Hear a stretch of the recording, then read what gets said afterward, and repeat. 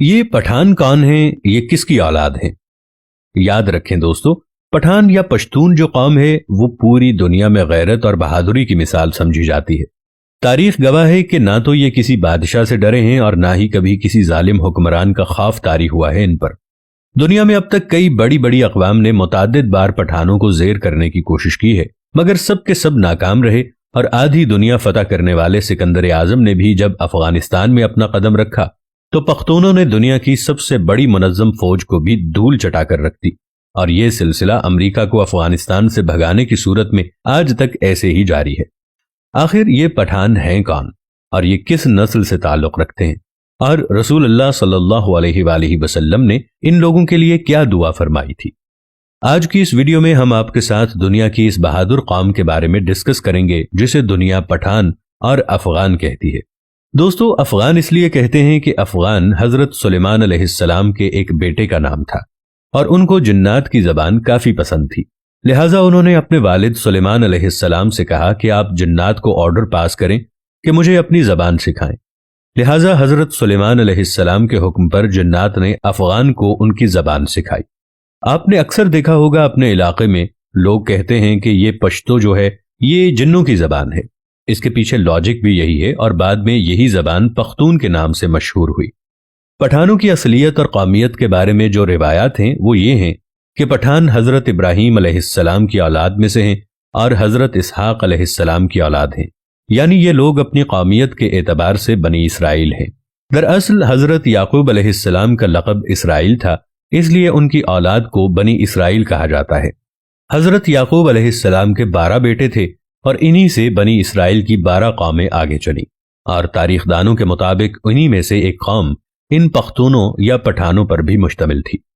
جب رسول اللہ صلی اللہ علیہ وآلہ وسلم نے دین اسلام کی تبلیغ شروع کی اور لوگ جاق در جاق اسلام قبول کرنے لگے، تو اس وقت پٹھان قوم کا سردار جس کا نام قیس عبد الرشید تھا، وہ اپنے پورے خاندان کے ساتھ رسول اللہ صلی اللہ علیہ وآلہ وسلم کی خدمت میں حاضر ہوا، اور آپ صلی اللہ علیہ وآلہ وسلم کے ہاتھ پر بیعت کر کے مسلمان ہو گیا۔ اب جو کہ قیس ایک عبرانی لفظ ہے، لہٰذا آپ صلی اللہ علیہ وآلہ وسلم نے اس کو تبدیل کر کے عبد الرشید نام کو پسند فرمایا، اور یوں حضرت قیس عبد الرشید نے اپنے پورے قبیلے کے ساتھ اسلام قبول کر لیا، اور اس طرح سے انہیں پہلے پختون صحابی ہونے کا اعزاز حاصل ہوا۔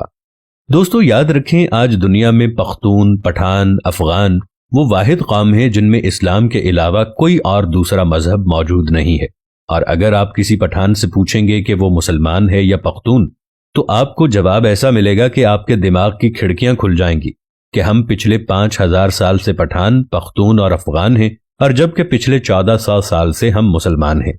اب سوال یہ پیدا ہوتا ہے کہ افغان قوم کو پٹھان کیوں کہا جاتا ہے؟ تو اس کے پیچھے واقعہ کچھ یوں ہے کہ جب کافروں نے مکہ مکرمہ پر قبضہ کر لیا تو رسول اللہ صلی اللہ علیہ وآلہ وسلم نے حضرت خالد بن ولید رضی اللہ تعالی عنہ کو آرڈر پاس کیا کہ جاؤ اور اپنے افغان بھائیوں کو جہاد پر بلا لاؤ۔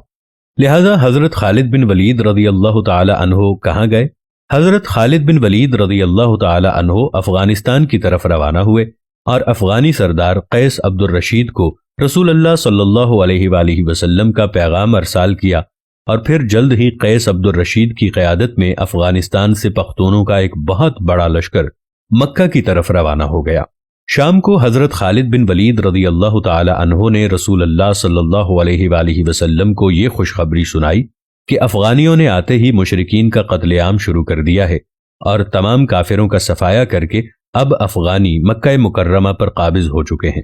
جب رسول اللہ صلی اللہ علیہ وآلہ وسلم نے یہ سنا تو اس وقت آپ صلی اللہ علیہ وآلہ وسلم کی زبان مبارکہ سے یہ الفاظ نکلے، بطون بطون بطون۔ پھر آپ صلی اللہ علیہ وآلہ وسلم نے فرمایا، اللہ ان کی اولاد کو فروغ بخشے گا اور ان کے قبیلے کی طاقت اور تعداد سب سے زیادہ ہوگی۔ اس کے بعد رسول اللہ صلی اللہ علیہ وآلہ وسلم نے فرمایا کہ اس مرد یعنی پہلے پختون صحابی قیس عبد الرشید کی نسلوں میں سے ایک عظیم قبیلہ پیدا ہوگا جس کے افراد قیامت تک سلامتی اور اتحاد کے ساتھ شریعت اسلامی پر ثابت قدم رہیں گے۔ اب جو لفظ رسول اللہ صلی اللہ علیہ وآلہ وسلم نے فرمایا یعنی بطان، یہ عربی زبان کا لفظ ہے جس کا مطلب ہے ایک ایسی سخت لکڑی جو بڑے بڑے سمندری جہازوں میں لگائی جاتی ہے۔ جس کو سمندر کا خطرناک پانی بھی برباد نہیں کر سکتا۔ یعنی پٹھانوں کو ان کا یہ نام خود رسول اللہ صلی اللہ علیہ وآلہ وسلم نے دیا تھا، اور جب یہ لفظ بطان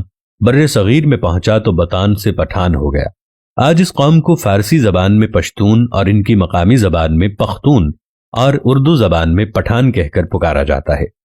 یہ قوم پوری دنیا کے مختلف علاقوں میں پھیلی ہوئی ایک غیرت مند قوم شمار کی جاتی ہے، جس میں افغانستان، پاکستان اور بھارت اول نمبر پر آتے ہیں۔ پٹھانوں نے قیام پاکستان میں بھی بھرپور حصہ لیا تھا، اور بعض انگریز مورخین کا ماننا ہے کہ یہ پٹھان قوم ارجینیا کے کسی علاقے میں رہا کرتی تھی، اور ارجینیا کے لوگوں کا بھی یہی کہنا ہے کہ پٹھان قوم ارجینیا کا ایک حصہ ہے۔ پٹھانوں کا اللہ کی راہ میں لڑنے کا جذبہ ہے جو آج تک اس قوم کے اندر ایسے ہی باقی ہے۔ یہ لوگ اپنے دین کو لے کر کافی سخت ہوتے ہیں اور شریعت اور نام خداوندی کے لیے ہر وقت مر مٹنے کے لیے تیار ہوتے ہیں۔ آپ نے افغانستان میں تو دیکھا ہوگا، جس کا نظارہ ہمیں دنیا کے اکثر مختلف حصوں میں دیکھنے کو بھی ملتا رہتا ہے۔ اس قوم کا ذکر قرب قیامت میں پیش آنے والے واقعات میں بھی ملتا ہے، اور بعض مورخین کے مطابق حضرت امام مہدی رحمۃ اللہ علیہ کی مدد کے لیے جو بر صغیر سے کالے جھنڈوں کا لشکر نکلے گا، ان میں کافی بڑی تعداد انہی پٹھانوں پر مشتمل ہوگی۔